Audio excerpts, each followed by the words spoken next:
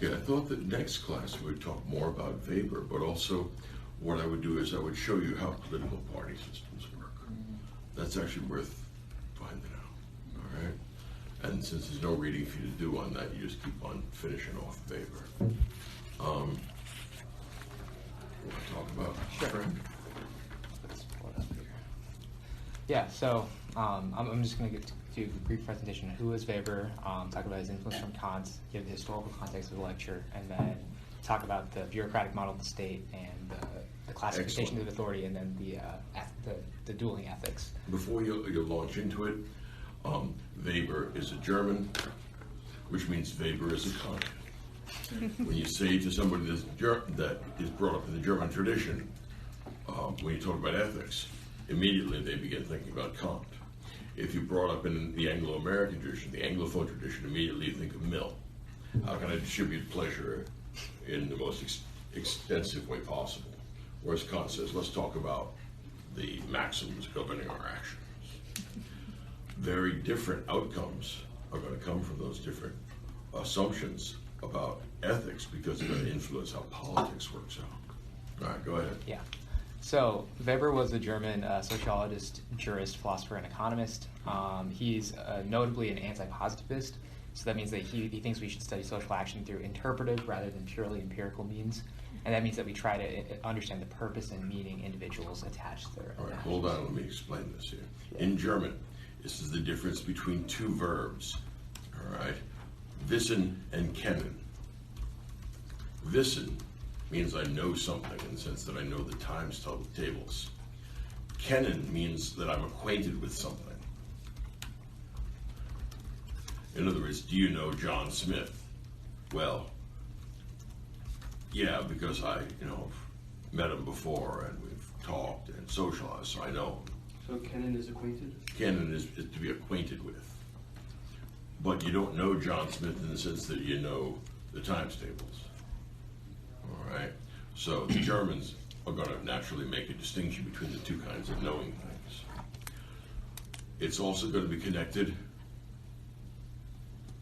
to two kinds of knowledge, what you might call objective and subjective. When you know somebody objectively, you know them the way the census taker knows them. This is their age, this is their family, this is their address. All right.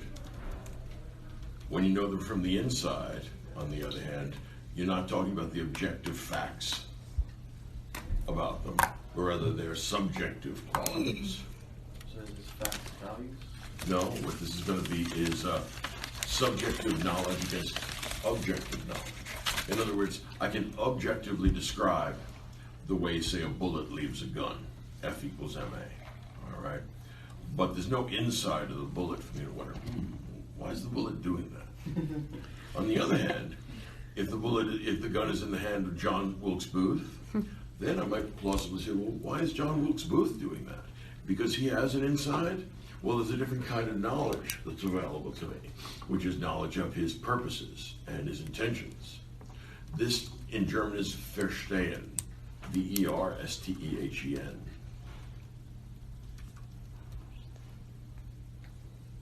So when you know somebody as a subject, you versteht them. When you know somebody as an object, you weiß them, as in wissen.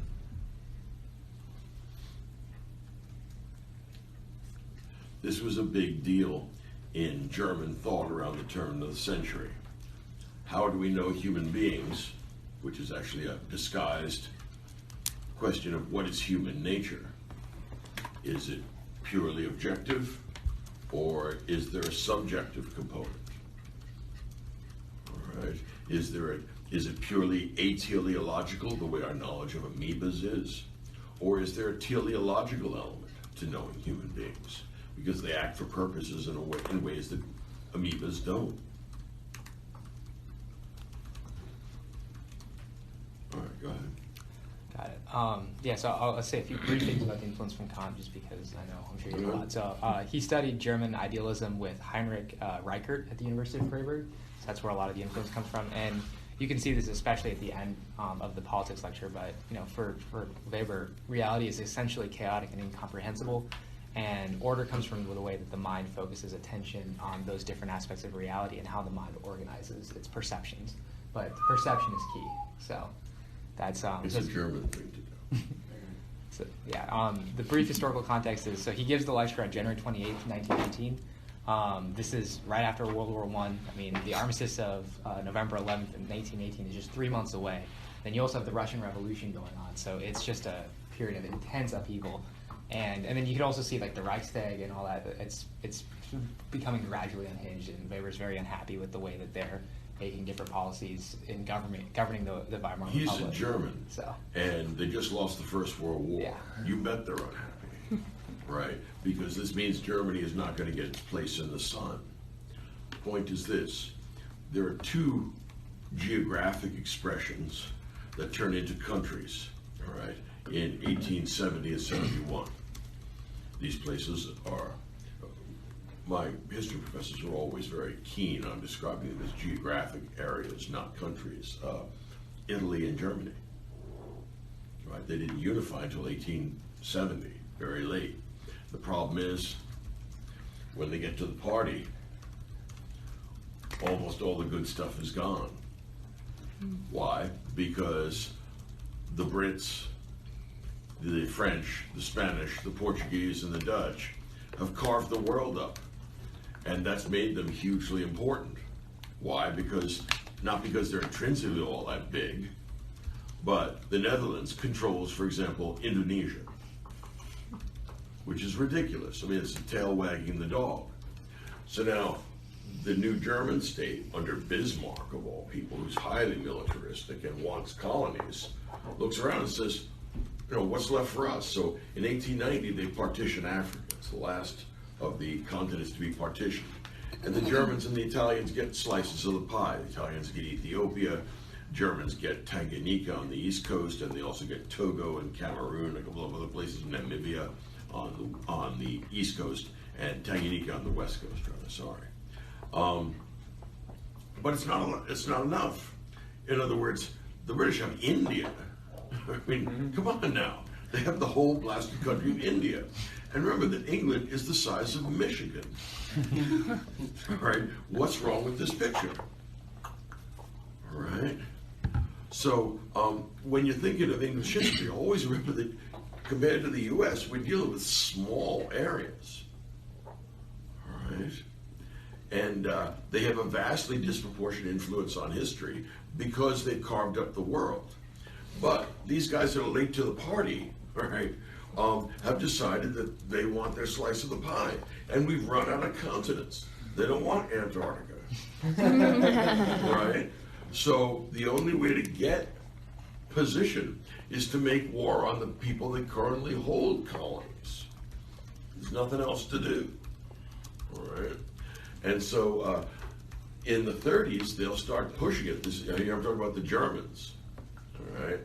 And the Italians will also, it's even worse for them because they actually get beaten by the Ethiopians. In 1896, the Battle of Adwa. No, what is it? Emperor Mehmet. He's a smart guy like the Japanese. He's an early adopter of the machine gun. I really like this. No, there are a couple of places where they immediately see the advantage and they say, look, buy me 10 dozen of them. All right. There are other places that let's stick with our traditional weapons. So the smart guys made the change very quickly. The Ethiopians and the Japanese, strangely enough. All right. That's why the Japanese are players in 20th century politics. That's why they're able to participate in the Second World War in a way that China couldn't, because they had already industrialized. It's the only non-Western place that did industrialize, which shows that there's no connection between white skins and wealth and science. It's actually a question of understanding Western science and technology. When the Americans show up there in 1854, the Japanese are scared to death because the Americans announced their presence by firing off cannons as a kind of salute. But the Japanese don't know it's a salute. They don't know what the hell that is, but they want one. They want a whole bunch of them, as a matter of fact. Right? It's a military aristocracy. They say, look, we've been closed for 300 years, and look at this, we got to catch up. So they actually create a special collection of smart guys called the Committee for the Reading of Barbarian Books. And they got barbarian books in science and engineering. And by 1900, they're able to kick the ass of the Russians in 1904. Why? Because they have really modern battleships. They're actually making their own planes. It's the only place outside of Europe or America where they're able to do that. And why? They were early adopters. That's why Japan is a rich country now, whereas most places aren't. Japan underwent the Industrial Revolution and is now living on the gravy. Yeah. Yeah, and with the land size point, they have less usable land than even England does, and so the fact that they were able to dominate China during the World Wars is just another testament to the fact that they industrialized so much earlier. They were on the right end of the gun. That's Much right. like you were saying about Jerusalem, with their small size compared to Pakistan, where their technology is so much more advanced, even though the other side has thousands and thousands of people. That's right. Nowadays, technology is the mark of a culture that's going to be competitive and win out. Yeah. All right, go ahead. Yeah. Yeah, and then you also have the Ottoman Empire collapsing, so it's just lots of upheaval, and Weber's trying to give some direction to the chaos, I guess. So the initial innovation is that he says the state is not defined by the ends it pursues, because this varies so much, and so it's not really a good way of thinking about the state. The way you do want to define the state is by the fact that it has a monopoly on the use of force, and that it can delegate that monopoly to anyone else within the state, but it's the one that's doing the delegating. Okay. So One more word. It is a monopoly on the legitimate Yes. use of force, which makes all the difference. Right? And the state is no longer an instrument. It doesn't have a telos. You can do lots of stuff with it. yes.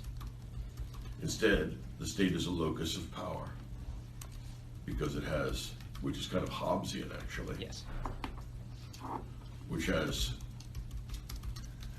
a monopoly on the legitimate use of force. What this means is, and I think it's correct, that there's no way to avoid violence in human life, in a human society. The best you can hope for is to reduce violence, but it never goes away. You always have to be able to coerce, because otherwise you can't force adherence to law. Is he saying that the state has, or it should have, a monopoly? It has. Has, that's it. Currently. Yeah. It's nothing that it should have, because it's not teleological. Okay. States Since it. it no longer has that monopoly, it's no longer a state. That's right. Right. That's right. So then he puts in the tripartite classification of authority. This is famous. So there's three of them: traditional, charismatic, and then rational legal. You refer to it as just legal. So the traditional, he's talking about why does authority exist, or how does it derive its power. So the traditional format is basically, it's always been done this way. This is how our fathers did it, and their fathers before them. That's generally how kings work, for instance. Charismatic is authority from the personal charisma of the leader. So he dominates by the consent of the dominated, because he's popular and well liked and a good speaker. Or There's someone like Muhammad. yeah, someone who has unique rhetorical skills. And then legal, or rational legal, that's his authority from the law. So the law has to be sort of a mostly non-contradictory body that people can understand, and the legitimation comes from the people's assent to the bureaucracy. So this is sort of the modern state innovation, and this is how he describes that modern states going forward are going to primarily use the legal system of authority. So this leads him into the point of the bureaucratization of the state, and this system can be subverted by a charismatic leader. And so this is why this is a very predictive lecture, because he's sort of looking at the problems in the current European bureaucratic system, and he's saying this is very weak. That Very good. yeah, and so he's alluding to this. So then he turns to us. Do you need to jump in? Okay. Yeah. So then he turns into sort of talking about the people who see politics as a vocation. So he says most people have an avocation to politics. That is, they participate occasionally and they pay attention to it, but it's not central to their lives. They're mostly concerned with their own trade, their own business, and their own community. And politics is a occasional distraction, or sort of an occasional thing that you participate in. But some people view it as a vocation for two reasons. They either live off of politics if they need the income from office holding to sustain themselves, or they live for politics because they are interested in the power and the things they can do with that power. And that distinction is not exclusive. People can live for politics and live off of politics, and more often than not, unless you come from private wealth, you're going to be doing both of them. And then charismatic leaders, this is how they gain power, is because the people who work underneath them are initially attracted to the cause, but they eventually become dependent on the leader for support. So they go from living for politics to living off of the leader and his power base of support. Max? Yes. I'm curious, genuinely curious what you would think about this. So he's saying that the two reasons that you would get into politics is money and power. Don't you think that some people get into politics because they want the honor of the position? Sure, and so when he says that they're living for politics, it's not just because it's a naked power grab. There's this idea of the nobility of it. Right, and that I have like a cause, like I want to do X, Y, and Z. Right. So there are people who need money, and those who live. So sorry, what's the distinction? You live for politics, or you live on politics? Off of politics. Yeah, you need to live off the land, right? You get your money and your support from it. There's also there's a little bit of an outline of Marxist theory of power here. So you get the revolutionary vanguard, but then over time, as you start staffing up the bureaucracy, you get a lot of people who live off. So this is his point about the Russian Revolution, is that even as there's, they say it's revolutionary, they say that all these big things are changing, but really, you're just changing who's running the bureaucracy. You're not actually changing the That's a fundamental deep structure. point, Yeah. right? This is a counter-revolutionary theory, because what you get when you have a revolution is you move from one bureaucracy to the same bureaucracy. Right? Nothing fundamentally changes. Yeah. Because you can't fundamentally change things in a year or 18 months unless what your fundamental change is exterminating the population, which in fact can be done and has been done. Yeah. Why the Romans just got the populace to govern themselves. Yeah, Yeah. that's exactly right. Yeah. Taxes to Caesar, do your thing. It's David Byrne of the Talking Heads, that same as it ever was. That's right. Right. It doesn't change very Exactly. much. And then he also makes a side point that I just thought was interesting. He's like, why are lawyers so effective in these systems? And it's because lawyers, their job is to plead the case of their clients, and so they are thus sophists. They make the weak case the strong just by virtue of their rhetoric, and they're dispensable. That's the key point, is that they can move between their own private practice and public office easily in a way that like a doctor can't. Like their skills are not as easily transferable. So he's sort of saying like why do lawyers do so well in this modern system is because they're uniquely designed to function well in this system. So That's very interesting. It's worth considering that different kinds of regime tend to produce different kinds of ruling elites. One of the great points that was made in the 20th century by Bill Gates, and because he would has contact with these types. He said whenever he goes to China and meets legislators, they're all engineers. He says when I go to Washington and meet legislators, they're all lawyers. No wonder we have so many laws. Whereas in China they can count, and they don't have nearly so many laws, and they wouldn't obey them if they had them anyway. All right. So a very different outlook. The engineering as opposed to the legal outlook. A lot hangs on that.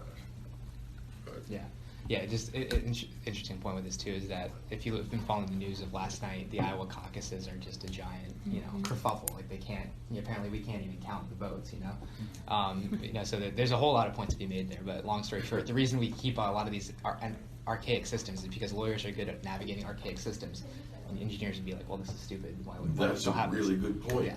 Here's one of the concerns. I mean, of course, the disputed election of 2000 with the hanging chads and all that idiot crap. One of the real dangers is that in the next election, the actual vote will fall within the margin of error. Why is that? Why? Because there's a margin of error in any practical activity, as in, say, casting and counting millions and millions, let's say 100 million votes.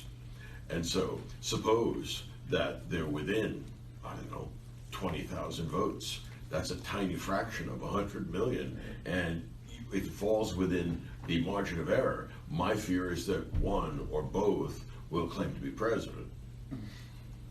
Well, that would be interesting. Well, they actually tried that in 2000. They came very close to it, but this is something that should have been addressed a long time ago and hasn't been. Why? Because lawyers are good at navigating archaic ways of doing things. I mean, there's got to be a way. Look, if they can do blockchain to make sure that financial transactions are secure, why can't they do that with voting? I don't understand why this hasn't been done. It must serve the interests of some politicians, and God knows. I don't put much past them nowadays, but I don't see why that hasn't been taken care of. That's a real worry. Go ahead. Yeah. Also, yeah, with that, I was just thinking about it. So the problem with Iowa last night was that they had this app that was supposed to report all their data, and then the app doesn't work. So it's sort of a silicon validification of a system that's, you know, like, there's a reason the Vatican doesn't use apps when we're picking a new pope. They put the paper on the string and you count the string, you know. But it's this sort of like naive, misplaced trust in technology when, you know, counting is not that hard. You could literally do this with paper. Well, why do we have trust in technology? I would have thought that if we had engineers rather than lawyers doing this, wouldn't they say, why don't we test this out before we actually have the call? You think, right? You know, they said, no, there's lots of lawsuits going to come out if we don't test it. You know, we can be screaming at each other for years. This is what happens when you tell liberal arts majors to learn the code. Yeah. Yeah. Okay. So the other big thing is the dual ethics system. So he has the ethic of ultimate ends, or you know, related the ethic of teleology. So he thinks this is bad, that your politics should not solely be an ethic of ultimate ends. So he uses the example of equalizing wealth, but there's lots of different things you could put in here. He says that, look, like, these are all sort of when you get so obsessed with this goal that it leads to demagoguery, it leads to, you know, sort of the destruction of these systems, and that it's a bad thing for modern bureaucratic states and leaders within those bureaucratic states to pursue. He prefers the ethic of responsibility, which basically means that you should aspire to run the bureaucracy well. So it's sort of the leader and the legislator is in service to the bureaucracy, and the bureaucracy is in service to the people. And so it's trying to sort of separate the leaders and the people a little bit. When was the last time bureaucracy was in service of anything but itself? Right. That's sort of an interesting claim, that it serves the people. Yeah, it's woo-woo, right? And this is important because Weber isn't just saying that, like, you should not have any purpose whatsoever as a legislator. He's just saying that it should be tempered by the ethic of responsibility. Yes, indeed. Now stop and think about what he's smuggling in here. All right, Weber is a German. All right, so when you say ethics to a German, that means Kant. So far, so good. All right. Now, that is the ethic of moral conviction. It tells you what you're supposed to do and what you're not supposed to do. And it creates clear, bright, moral lines. And it gives you a series of yeses and nos. Now, there's a problem here. All right? It's the nightmare cases that we hear about when we study Kant, particularly the foundation of the metaphysics of morals. All right? And Kant, because he's a philosopher, has the luxury of making sense. He says, no, I'm not putting up with any crap. I'm not adulterating it. It's a categorical imperative. Don't give me any nonsense. The rest of us are kind of uneasy, all right? Let's look at some of the nightmare cases. Imagine, all right, that I can get some great benefit. It's a heteronymous benefit, but it's a great one. Let me say, let's see, I can somehow flip a switch, and no one under the age of 10 years old will ever get cancer again. So I can abolish pediatric cancer. Now, be careful, because you're getting all heteronymous here. You sympathetic people whose feelings have no moral valence. Right? Of course. But in order to do so, you have to tell a lie. Oh, no. You have to say that today is Wednesday. Now, you know perfectly well it's not Wednesday. Okay. The ethic of responsibility, that's John Stuart Mill whispering in your ear, don't be a Kantian idiot. All right. Saying, look, if you decide to get all holy on us and decide not to say today is Wednesday, all those children are going to suffer and die, and that's on you, you wicked creature. Someone says, I'm not a wicked creature. I'm the only rational guy around, because all I do is employ the CI. Ha ha ha. You want to get all heteronymous? It's because you're gooey and soft.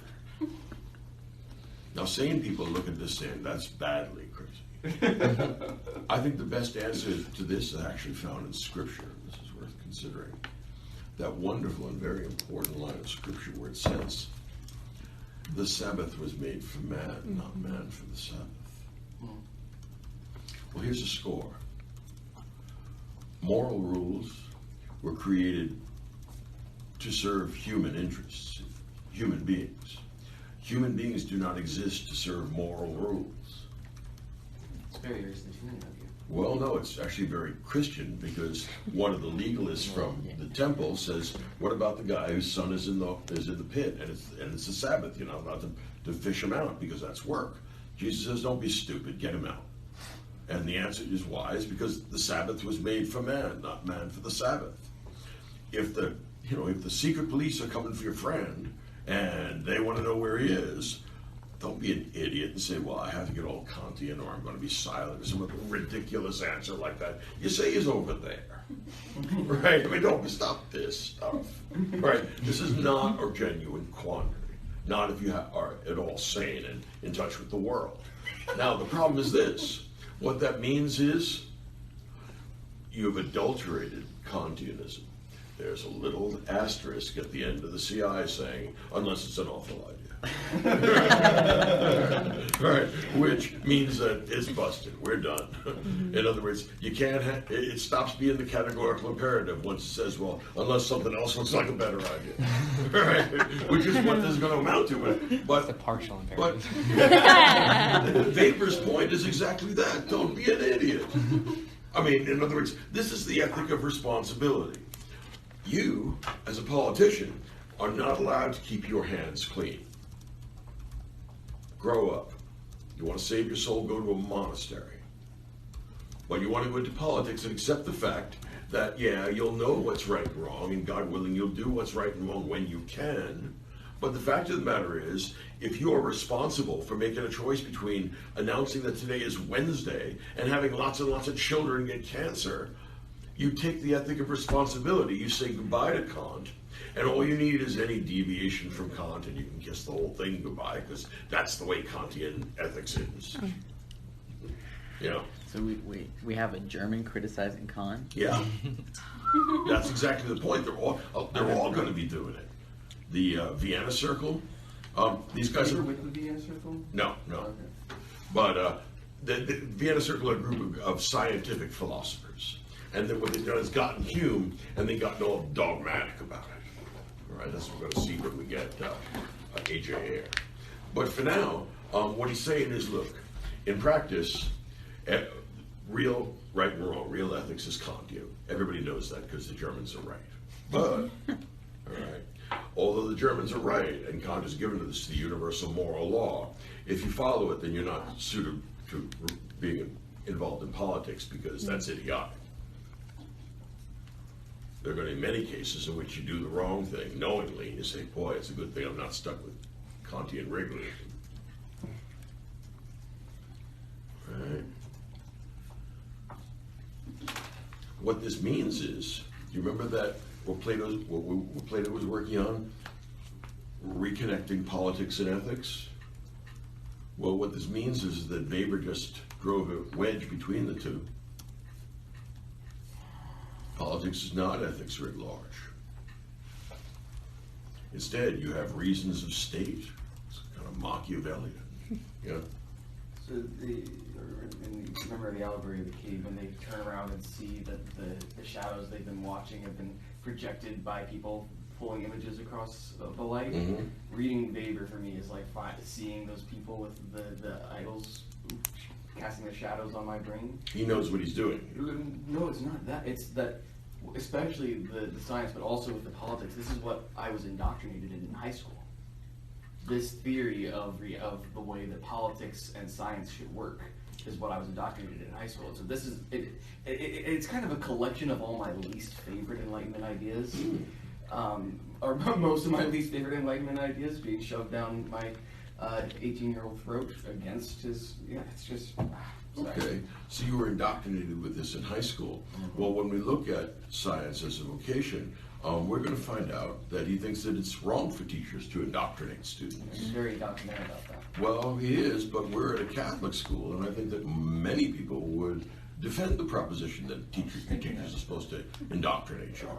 I agree. So they would, but and Weber would pretend that he's not indoctrinating students, but like the number of value, like he says a lecturer should not make value statements, and then he makes like a dozen in the next couple paragraphs. So you want teachers to indoctrinate students? No, I want teachers to help me towards exiting the cave. Okay. Is there any kind of literal component to that? Mm-hmm. Okay. It's called the divided line. Okay, well, I mean, that's an oldie but a goodie. We'll come back. A slightly adjusted divided line. Well, a slight adjustment, dropping a notch, would that be okay? There we go. In modern science, we're good. Yeah?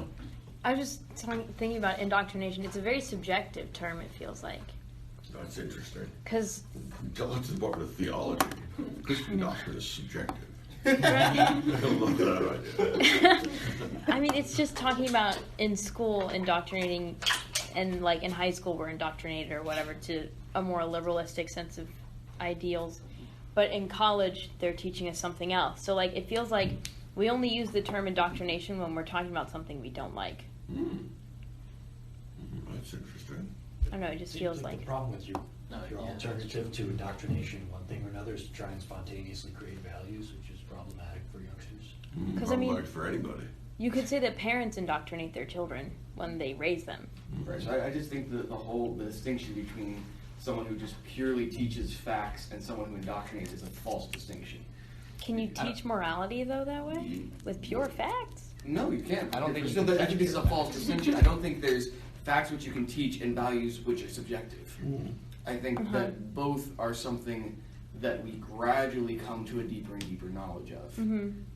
So, would you have parents teach their values and then the kids learn them by The fact themselves that you're later calling on? them values means that Weber's already won. Huh, that's great. Right? You already assume that there's a distinction between facts and values. Right, I was It's not clear to me that there is. instead. Right, well, okay. But, well, hold it. Facts are not necessarily virtues. Sorry, so instead of values, I would say virtues and vices. And, Okay, values and virtues. and then instead of facts, I would say truth Okay, and falsehood. is there one univocal source of judgments about good and evil? No. Nope. Well, if you're Catholic, there should be. Yeah. But if you're Holy Christian, Mother also there Church. should be. Yeah. As a matter of fact, if you're a monotheist, there should be. Right. Okay. How then do we account for the wide plurality of rejection of these self-evident They don't seem very Moral self-evident to me. yeah, we're going to open the can of worms. Are they self-evident or not? How about this, though? What he's doing is employing Hume's fork. It's the difference between is and ought.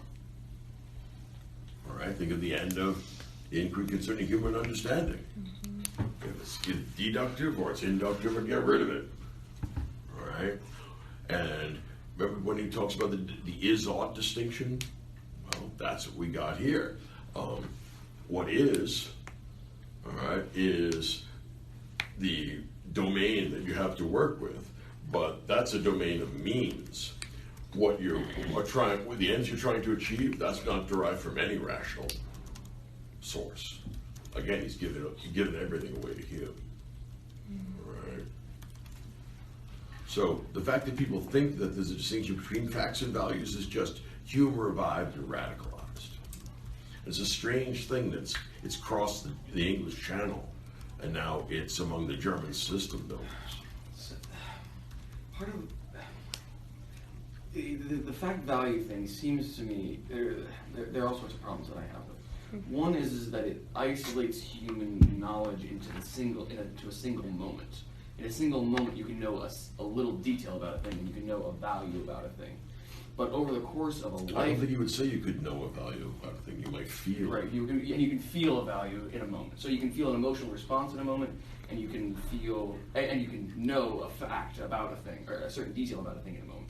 But human knowledge, as Socrates showed us all the way back then, is a dialectical extended over time process, which we come to. Oh, it sounds like you know who. A dialectical extended over time process. All right.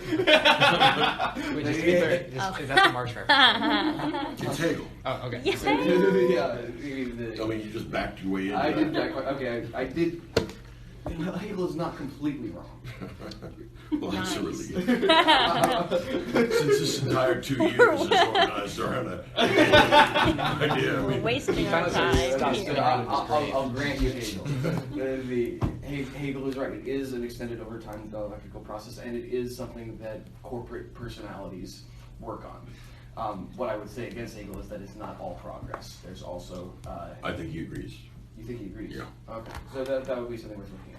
I need to read more Hegel. Yeah, we all do. Um, For our sin. But just looking at the individual's life, the individual is born in relative ignorance. I mean, this is the confessions. You're born in relative ignorance. You encounter emotional responses to things and certain details of knowledge about reality, but most of that is unformed and incomplete and insufficient. And over the course of a lifetime, you come to a deeper and deeper knowledge of what is in fact good and what is in fact true. Okay. And what Plato tells us is that ultimately those two things converge. And if they Okay. don't ultimately converge, then we're in huge trouble. Okay, two things. One, it's not clear to me, and it's the opposite is actually, I suspect, true. My fear is that love and reason do not perfectly overlap, and that's the problem of the human condition. God is reason and God is love, so. Okay, well, he's also quite distant from my world or understanding of it. You know, I love God, So but what I mean by that is that ultimately they do perfectly cohere, or else God isn't who he says he is. I'm very reassured by that. But it doesn't. If I were it able doesn't to mean, find out before I died. Right. No. In this veil of tears, they won't perfectly overlap. Yeah, and that's actually what I regard as the fundamental problem of the human condition. It's a fundamental problem of the fall. Right. I mean, the problem is that not every reasonable thing is good, and not every good thing is reasonable. All right. Believing that a man on a cross resurrected, there's nothing reasonable about that. I mean, it's a matter of faith, and you can't. Faith is indispensable. But consider, you all know Homer. Consider the killing of Astyanax. Far-seeing Achilles says, look, the kid's going to grow up, he's going to come back, pay back, he's going to kill every one of us. The smart thing now is to kill him, he's a toddler. So what they did was reason their way into murdering a child. Now, if you want to increase that 100,000-fold, you can just as easily reason your way into Hiroshima. Now, Hiroshima was a terror weapon directed primarily towards civilians. We knew that there were no military targets there. But there were lots of good reasons why we should use it.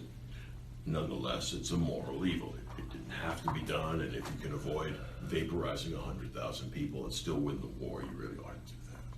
I mean, I was very moved when I found out that Eisenhower was against the use of the atomic bomb. He said, number one, we shouldn't take that genie out of the bottle. Number two, just blockade them. They have nothing to eat. They have no petroleum. It's not a hard war to win. So, you know. Yeah, just like the whole thing about how, like, you know, the U.S. would have lost 1 million soldiers on a land war. There's no need yes, to yeah. invade, Yeah, right? exactly. But Yeah. the point is this: reason can lead you to moral abominations. I mean, you're reasoning your way into killing a child, or 10,000, or 100,000 children. See, doesn't that at some level violate incorporating some concept of 1 = 1 into deals? What I mean by that is, if it is in fact evil to commit a moral abomination, does that not preclude before the fact that arriving at that conclusion is reasonable? Ask Machiavelli. Let's just take it back to Astyanax for a second. It makes perfect sense if your goal is survival, not to get killed, 30, 40 years from now. Mm-hmm. But if you replace that end with something else, then suddenly that reasoning changes. So how does that preclude? Oh no, I mean, if the Greek heroes decided they wanted to go to Christian heaven, I don't think they would do that. Right, so that would cease to be a reasonable thing to do. Right. provided you believe in Christian heaven and the afterlife. But there's a whole bunch of people in Christian cultures, like members of the mafia, that don't show any belief in that, Sure. and will kill you for a given sum of money. I don't see how the. So that, well, my point is, their moral judgments will be reasonable given their heteronomous desires.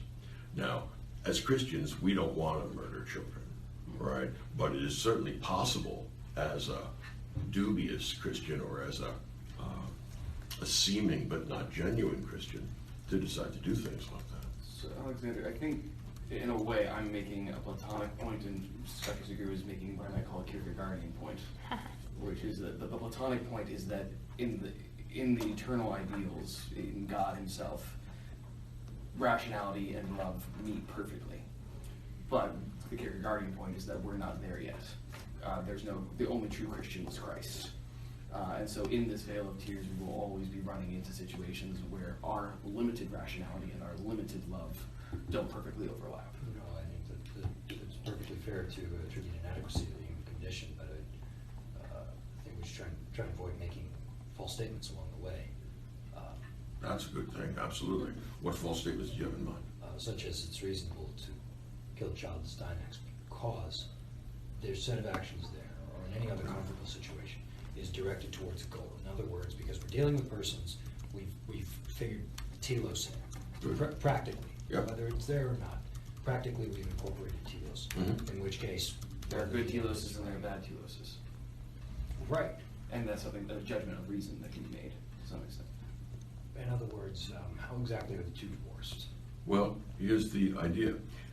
If there's a single monotheistic God, then we know we can appeal to the universal mind of God to find out which are the good teloi and which are the bad teloi. But Greek heroes don't have that to appeal to. So there's just how it looks to them. And they ask themselves, do they want to settle down and grow old without being impaled? Or do they want to always wonder when is Hector's son Astyanax going to show up and kill me?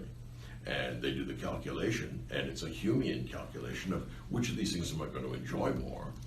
And they said, I'd like the anxiety-free senior years. It seems to me that's not irrational in the sense that the means are adequate to the ends. You, I think, are right in saying that the end of killing, or that the means of killing a child is a wrong one, but it's only one that you can object to if you have the monotheistic God. Can we reason about ends? Can we reason about ends? Depends on who you talk to. Hume says no, Kant says yes. Well, I don't reject that people disagree about it. But I mean, there are people who disagree about whether or not the Earth is Excellent. millions of years old. Excellent. So whether people agree or disagree about something doesn't tell us about whether it's true. Fair enough. And yet, if we're going to go for the idea that these judgments that people make about, say, greater and worse, or better and worse ends, how at some point we're going to have to allow for some degree of subjective choice that isn't going to be governed by rationality. In other words, I don't think that there's a rational answer to what's the prettiest color. I don't think there's a rational answer to questions like what's the tastiest vegetable. And I also don't think you can completely keep Dionysius chained. I hadn't wanted to let him out yet. Yeah, I see that, and I don't like it either. Go ahead. In that rational sense of killing Astyanax, wouldn't you just be looking at the consequences there and not of the actual act? So, like, wouldn't it not be rational to kill a child, even though, like, the Greeks predate, like, the whole idea of eternal law and all this stuff? If it's true about eternal law, wouldn't you know, natural law and eternal law, wouldn't you know that it's not reasonable to kill a child in that? Okay. Well, it might be then that such a thing is not operative and doesn't exist in the ancient Greek tradition. Mm-hmm. And they may deny that any such thing as the natural law, the eternal law exists. But if it is true, Well, think about it this way. Odysseus had to convince them to kill Astyanax. They didn't want to. Well, no. That's because they didn't have the wit to think it up. Right? I mean, remember who you're dealing with, Achilles. I will kill him, let him go. Right? No, that's not going to work. They assented rather readily. right? More readily than I think makes me comfortable with human nature. Well, how about this? The story isn't told as a celebration of Odysseus. No, It's it's told not. as the horror of Odysseus. So that natural law sentiment, whether or not they had the concept of it. I mean, read not Oedipus, but his daughter. Antigone. Antigone. She appeals to what is essentially natural law in That's opposition to the state. Whether or not they have the concept, the moral impulse is already present. I think if we're gonna pin good and evil and all this stuff on people having right moral impulses, that's a bad bet that we're gonna lose. No, so no. Impulse is the wrong word, but the ability to inchoately recognize the moral demands that reality places on us. I don't even know that people need to accept that. I think what we do need to acknowledge is that there's one tradition, the Greco-Roman tradition, and it's wholly incompatible with the Christian tradition. I As wouldn't long say as- that. As long as we The Homeric tradition is wholly incompatible, but not the Let's just Platonic get to the philosophy point though, tradition. which is as long as we maintain non-contradiction, Of course. then we've got a unity of truth, and one of those we have to dispense with. Which aspects? There's no such thing as one person, except for the magisterium. There is no body that has no false statements mixed in with their truth statements. Homer, as much as Plato dislikes him, still has some important things to tell us. Sure.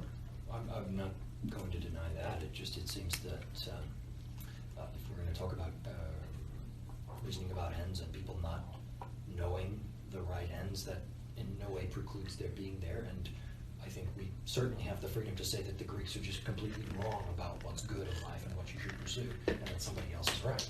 Okay, that's actually a very powerful argument. That's very persuasive. All right. Now the difficulty is that the world we live in, the contemporary civilization here in the advanced industrialized countries in America and the West in general, we're largely post-Christian. So this is something that I found fascinating in Weber. He said he compared the modern situation to a polytheistic situation, except we're polytheists without magic. Yes. Or we're polytheists with technology, perhaps. Right. Or technology takes the place of magic. All right. But you're right. We don't have a common agreement as to the one unified good. All right. Maybe Puritan New England did briefly, but since we became a pluralistic society with we're much more like Imperial Rome. We've had influences from everywhere and from everything, and we have people that think everything is its opposite. How do you govern such a heterogeneous people? It's an interesting and difficult problem. You can do whatever religion you want, so long as you pay tribute to Caesar. Well, okay. I mean, you can go for something like political minimalism, right? We're going to mess with you minimally, and then you can all do pretty much whatever you want, so long as you pay your taxes and don't punch anybody else in the nose.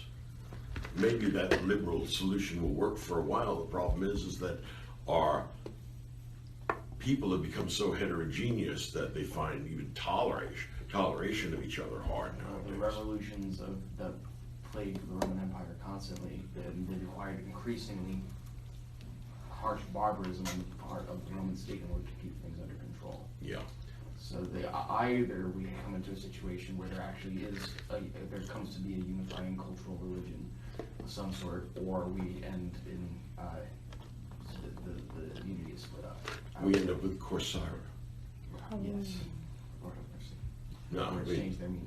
That's Right, what we're but experiencing yeah, right now. what's happening right now, right? But those of you who didn't take the Greeks, you really should have, and the reason why is I can say stuff like Corsair, and we go, oh yeah, that. It's Thrasymachus, if anyone isn't tracking. it's about it's about a society coming apart, and breaking apart, and them destroying each other. All right, that's something that we have to be very careful of, and for that reason, I am very inclined to extend a hand to people I disagree with that I regard as sane. In other words, the bar for me has gotten so low with politicians now. If they're not crooks and they're not crazy, I'm saying, well, okay, I could conceivably vote for you.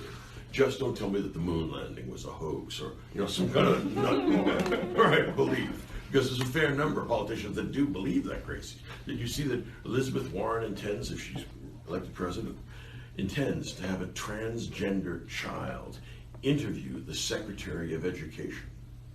It's mind-boggling. What does that even? Okay.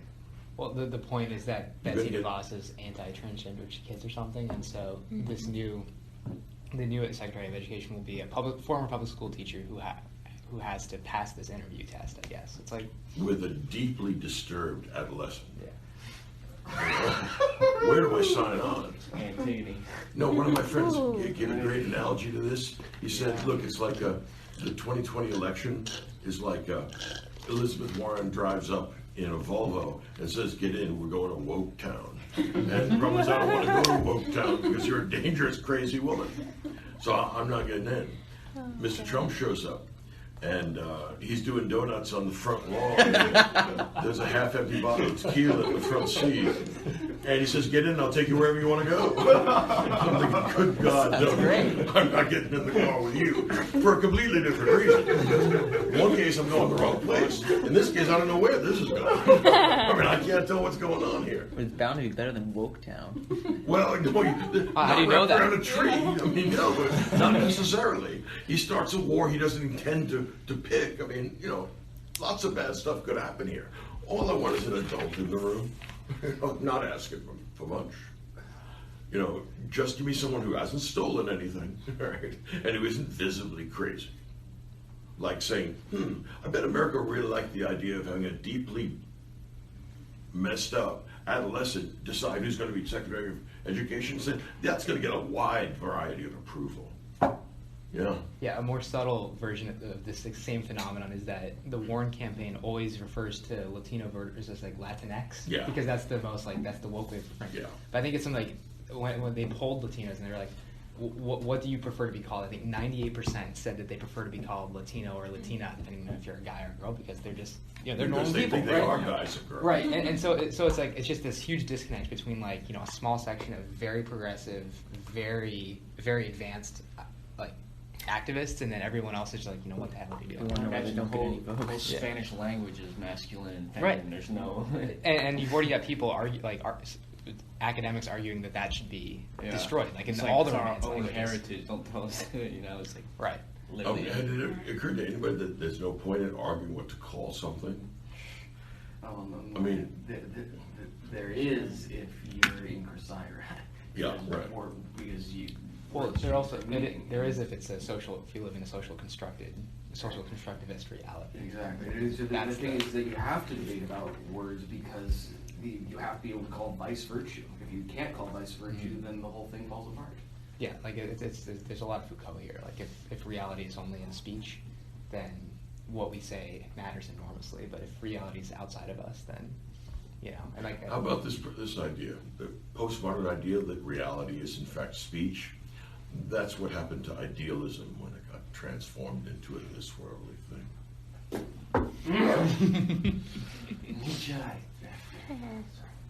This is just more idealism, which goes all the way from Plato to the Germans. In other words, things and words are changed in their order. Words come first. I mean, we can deal with the things later, but the world is made out of words. Yeah, that's the forms. Can we know things that we can't explain in words? Yes, thankfully. Depends on how you want to gloss no. Right? For example, if I were to ask you, why have you fallen in love? You may know why, but you may not be able to explain it fair enough.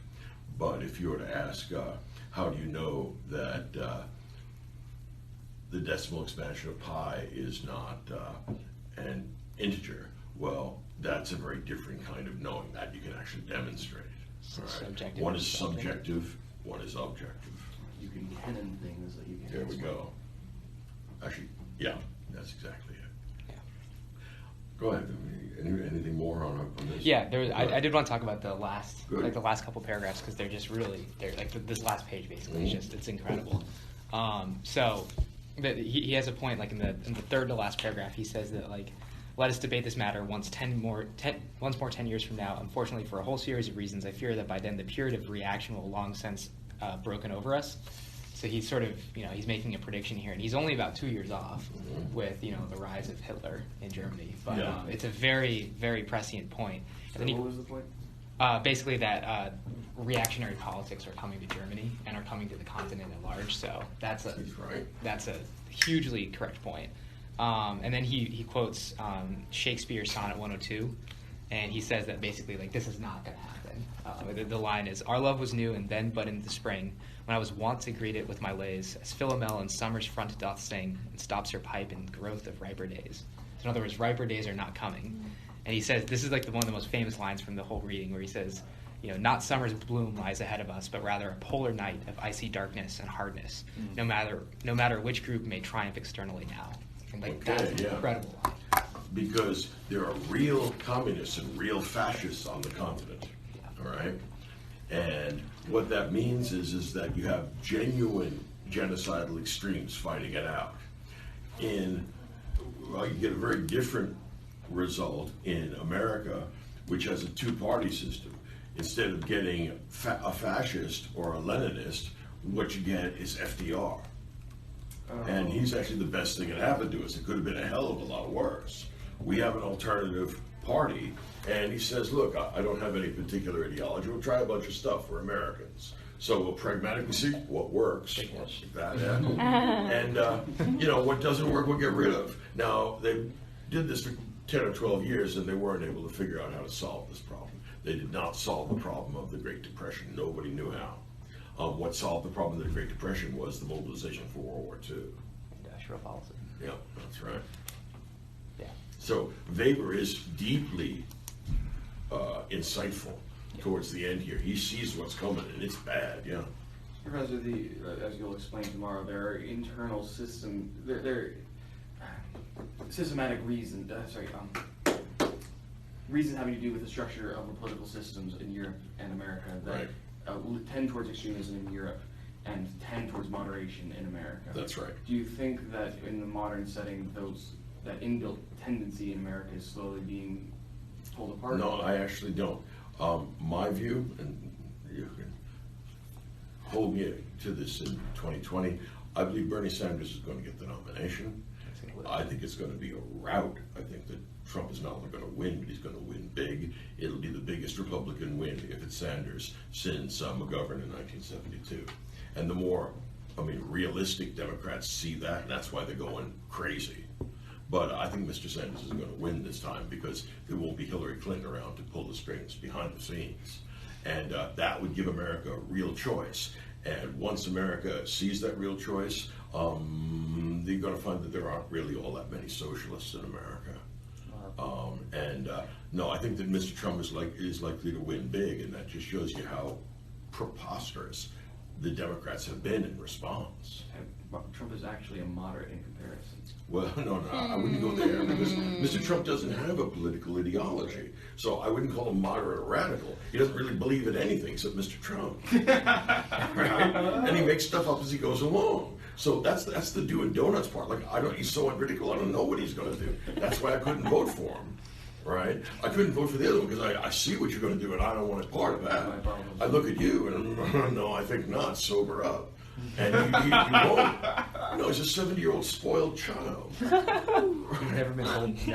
Right, exactly. Right. So, no one will work for him. How many secretaries of state has he gone through so far? He's on his third, and then Right, yeah, in 3 years? Yeah. Good God. So, no, we're in bad shape here. But, I fear that the country I'm leaving my children is not the one I'd hoped to leave them.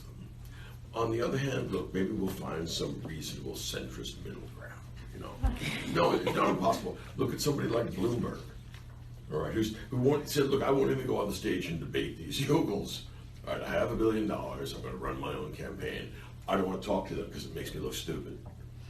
All right, I don't want to talk about transgenderism.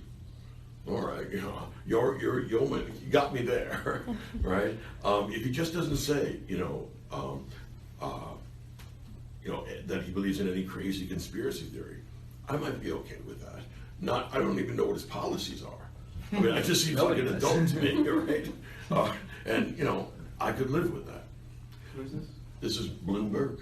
Okay, I don't know what his policies You are. only know him from commercials. Yeah, he's a billionaire, Yeah. and he's running his own campaign, and he's not really a Republican or a Democrat because he doesn't need the party organizations, and he's a self-made billionaire. So it's not that I like somebody that I don't know very well, except under the conditions where I'm given Bernie Sanders and Donald Trump, in which case I'd take what's behind door number 3. That's just me. All right, we'll see. Yeah. Well, I was just gonna say, can we get into the sciences of vocation? Well, we'll do that next time. Oh, Go I ahead, thought, finish my off. bad, I thought. Yeah. So last thing I'll say is the last paragraph is sort of the most quoted paragraph out of Yes. the whole reading. It's like the politics is a strong and slow boring of hard boards. And then at the end of it, he talks about how only he has the calling for politics who is sure that he shall not crumble when the world from his point of view, which I thought was really important, is too stupid or too base for what he wants to offer. Only he who in the face of all this can say, in spite of all, has the calling for politics. So basically you can look at the world, you can see it's absurd, it's base, it's stupid. But if you still have some passion, like some reason, some telos for wanting to make the world a little bit better, then you have the calling for politics. Otherwise, you don't. So it's a very sort of Kantian. Sorry? Go for it. What do you mean? Go for it. You. Maybe. But it's really interesting, and this is sort of what animates Europe in the wake of World War II. Is this sort of like this pragmatic technocrat. Because this is what this leads into, is pragmatic technocracy. And That's right. This works well as long as the economy grows, but then once the economy fails, this... As it inevitably does. Right. If your legitimacy is based upon your increase in gross domestic product, you have a real danger. Sooner or later, the business cycle is going to turn unfavorable, and then your regime is in danger. Right. So then you need to start a war to keep people's mind on the fact that you're not producing the butter that you said you would. You give them guns instead. Here's a question that I want to address next time, or when we do science as a vocation, right? The German word Wissenschaft, which is translated as science, all right, doesn't overlap the stuff that we mean by science. So lots of the disputes in intellectual circles about the scientific status of various kinds of disciplines, like, for example, psychology, or like political science. Economics. Right, well, economics comes pretty close. At least they managed to quantify it, right? I have a counter-argument for that. There are degrees of hardness and softness. Among the soft sciences, economics is probably the hardest. Right. At the far end, where it's kind of like vapor soft, where it's sociology or anthropology, things that really are just, and then the various studies. Well, yeah, and then the victim studies discipline, so where you find out how oppressed you are. That's what they're about. Like, I'm oppressed, and now, what I'm trying to do is turn out people who think they're oppressed. Now, in fact, American college students are among the most privileged people on the planet. I've actually met people who were on the faculty of Princeton who thought they were oppressed. You make $500,000 a year, and you really don't have to work, or at least not in any of the usual senses.